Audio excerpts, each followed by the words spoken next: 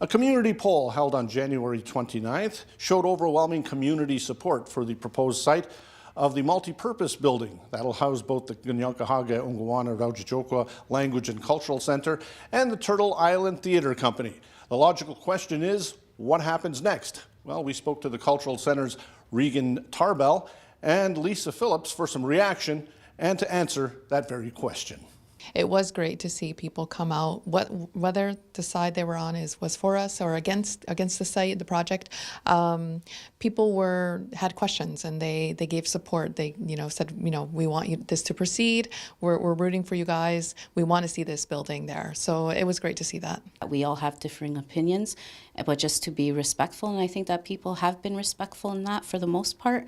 They came in, they cast their ballot. Everybody was nice to each other, and there was respect shown there. And I have a lot of respect for everybody who participated within this process. The next steps are we have to go to land management for to complete the process. We also have funding applications that have to be done because the building is a $20 million project. So there's a lot of work that has to be done there. In addition, there's a lot of work that has to be done to get ready for this building, and that's in terms of developing our exhibition concepts, designs, getting all of that going, and collections management. So a lot of work to be done there. Presently, right now, it would just be to complete the funding proposals and get them submitted, and then the waiting game to see if we get approval for the capital costs.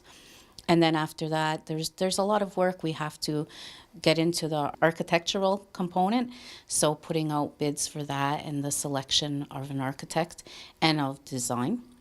And I think that until the doors actually open, it will be a busy time, and I'm not going to rest easy until that happens through construction and the entire process right up until the doors open. Filling it is not the issue. We have a rich history and culture. We have lots of talented artists in the community and talent and lots of stories to share. But getting the work done, getting all of that together and going is going to be a lot of work. Every single room, every single area within the building has already been, its needs, its requirements are already outlined within that study. So a lot of the groundwork has been done, and even for us to do the funding proposals, a lot of it is just pulling from that feasibility study.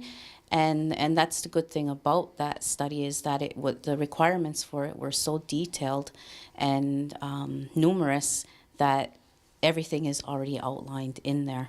So we did, prior to beginning the feasibility study, we did have some conversations with some funding sources from the provincial and the federal government, and they were favorable. So they're already aware and expecting our proposals to come to them.